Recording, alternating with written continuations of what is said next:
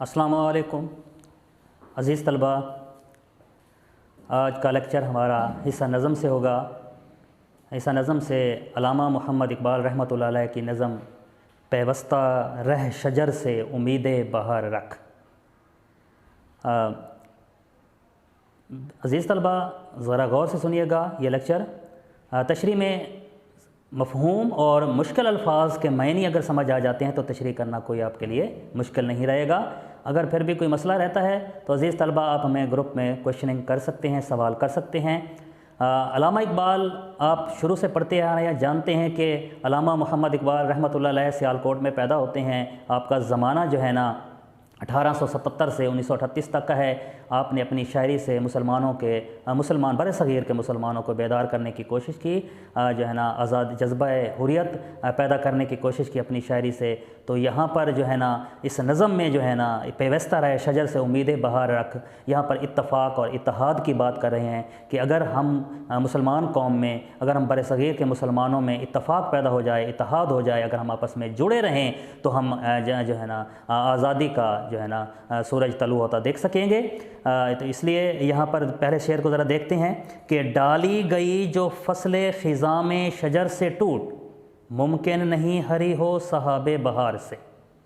सबसे पहले हम मुश्किल अल्फाज के मायने देखते हैं कि डाली कहते हैं टहनी को, शाख को, और उसके बाद फसले ख़िज़ां, फसल मौसम को कहते हैं, ख़िज़ां ख़िज़ां का मौसम। उसके आगे है शजर, शजर दरख्त को कहते हैं। उसके बाद है हरी हो यानी कि सरसब्ज़ हो, सहाबे बहार से, बहार के बादल से। सहाब बादल को कहते हैं, बहार के बादल से। हम इसके मफ़हूम की तरफ आते हैं कि ख़िज़ां के मौसम में जो टहनी दरख्त से टूट जाती है, फिर बहार के मौसम में उसका सरसब्ज़ होना नामुमकिन है। इसके साथ ही हम दूसरा शेर भी और उसके मुश्किल अल्फाज और उसका मफ़हूम समझ लेते हैं और फिर साथ ही इन दोनों अशार की इकट्ठी तशरीह कर लेते हैं। तो अज़ीज़ तलबा अगला शेर हमारे पास है कि है लाज़वाल अहद ख़िज़ां उसके वास्ते, कुछ वास्ता नहीं है उसे बरगो बार से। मुश्किल अल्फाज में इनके देख लेते हैं कि लाज़वाल हमेशा रहने वाला, अहद ख़िज़ां ख़िज़ां का दौर यानी कि ख़िज़ां का मौसम, उसके वास्ते उसके लिए, वास्ता ताल्लुक़ नहीं, बरगोबार फल, फूल और फल। मफ़हूम ज़रा इसका देख लेते हैं इस शेर का भी कि इस टूटी हुई शाख के लिए ख़िज़ां का मौसम हमेशा रहेगा।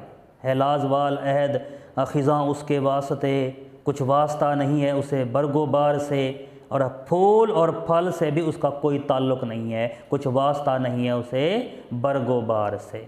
तो अब हम ज़रा अज़ीज़ तलबा दोनों शेरों को ज़रा देखते हैं। शेरों को अपनी किताब सामने रखिए, शेरों को देखिए, समझिए और ज़रा तशरीह गौर से सुनिए कि इस नज़म में अल्लामा मोहम्मद इकबाल ने कानून फ़ितरत का सहारा लिया है। क्या कानून फ़ितरत का क्या इससे सहारा लिया है? एक जो है ना शाख का, एक शजर का सहारा लिया है कि जो शाख शजर से टूट जाती है, अलग हो जाती है, तो उस पर फिर कितने ही बहार के मौसम आएँ तो उस पर फिर बहार नहीं आती। बहरहाल यहाँ पर उम्मत मुसलमा को बिलखसूस बड़े सग़ीर के मुसलमानों को एक पैगाम देते हैं, समझाते हैं कि फ़ितरत का कानून है कि ख़िज़ां का मौसम आते ही दरख्तों से फल ख़त्म हो जाते हैं और पत्ते झड़ जाते हैं, जबकि दरख्त की टहनियाँ खुश्क हो जाती हैं। इसी दौरान अगर कोई टहनी दरख्त से टूटकर अलग हो जाती है तो फिर वो कभी भी सरसब्ज़ नहीं हो सकती। इसके लिए ख़िज़ां का मौसम हमेशा रहता है, फल, फूल और पत्तों से इसका कोई ताल्लुक़ बाकी नहीं रहता। एक और जगह भी अल्लामा इकबाल फरमाते हैं कि बक़ौल इकबाल रहमतुल्लाह अलैह कि फ़र्द कायम रबते मिल्लत से है तन्हा कुछ नहीं, मौज है दरिया में और बैरून दरिया कुछ नहीं। यहाँ पर यह है कि फ़र्द का, अफराद का ताल्लुक़ जब रहता है, फ़र्द कायम रबते मिल्लत यानी कि मिल्लत से अफराद का राब्ता कायम रहता है तो मिल्लत बनती है, कौम बनती है। एक फ़र्द से कौम नहीं बनती, जब अफराद मिलकर रहते हैं, इत्तेफाक से रहते हैं, मुतहद कर रहते हैं तो फिर कौम बनती है और कौमें ज़िंदा रहती हैं। इसके अलावा तन्हा अफराद का कोई भी तन्हा अफराद की कोई हैसियत नहीं है, कोई वक़्त नहीं है।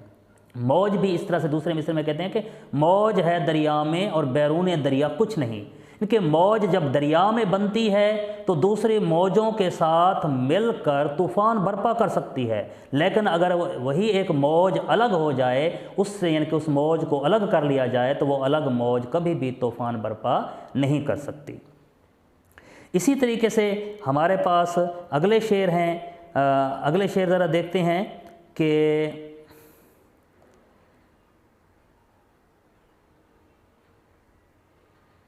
शेर नंबर 3 है हमारे पास, है तेरे गुलिस्तान में भी फसले ख़िज़ां का दौर, खाली है जेब गुल ज़रे कामिले अय्यार से।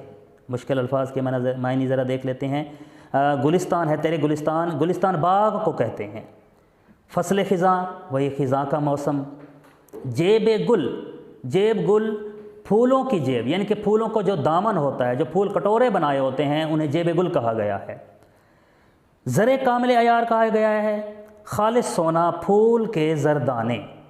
मफ़हूम की तरफ आते हैं। मफ़हूम में अल्लामा इकबाल क्या कहते हैं कि तेरे गुलिस्तान में भी फ़सल ख़िज़ां का दौर, कि ए मुसलमान तेरे बाग में भी अभी ख़िज़ां का मौसम है। फिर अगले मिसरे में कहते हैं कि खाली है जेब गुल ज़रे कामिल अयार से, कि यहाँ फूल का दामन जो है ना ज़रदानों से खाली हो चुका है। अगला शेर ज़रा देखते हैं, शेर नंबर 4 देखते हैं, फिर इन दोनों शेरों की इकट्ठी तशरीह करेंगे।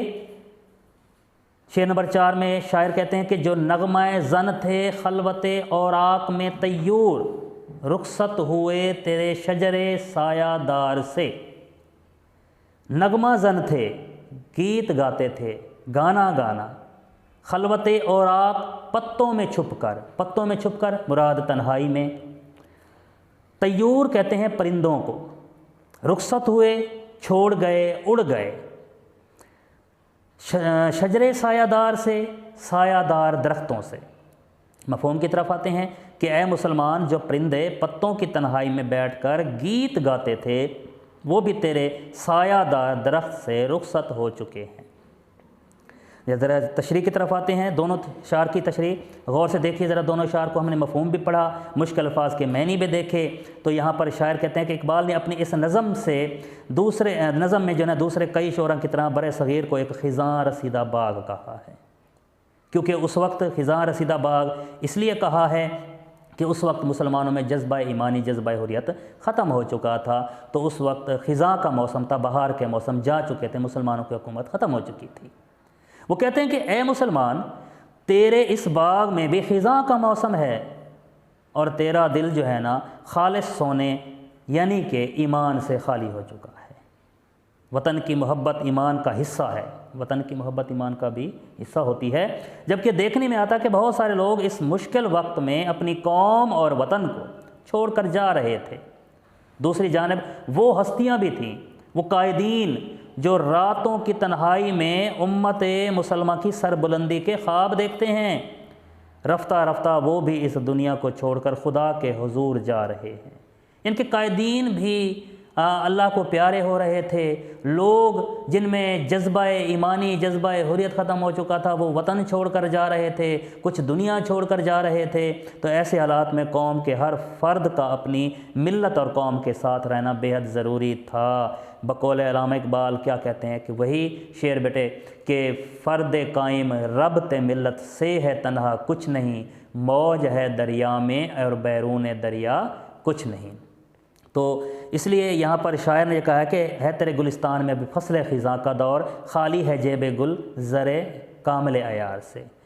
तो यानी कि अगर फूलों को देखा जाए, यानी कि अब फूल उस वक्त खिलते हैं जब ज़रदाने होते हैं, ज़रदानों से कलियाँ बनती हैं और फिर फूल खिलते हैं।